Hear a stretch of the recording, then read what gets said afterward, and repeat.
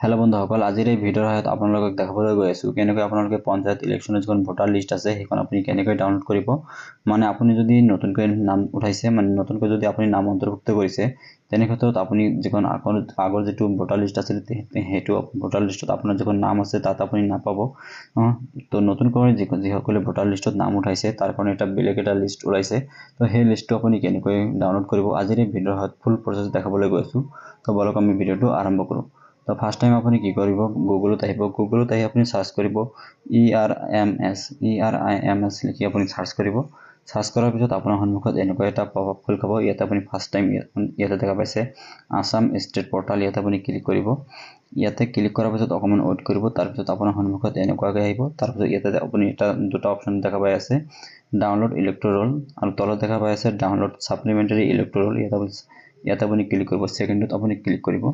Click কৰাৰ পিছত আপোনাৰ সন্মুখত এনেকুৱাকৈ এটা পপআপ খোল খাব। ইয়াতে আপুনি আপোনাৰ মতে চুজ কৰিব, আপোনাৰ ডিষ্ট্ৰিক্ট দিব। তাৰপিছত আপোনাৰ ZPCৰ যিটো এৰিয়া আছে সেইটো আপুনি ইয়াতে চুজ কৰিব লাগিব।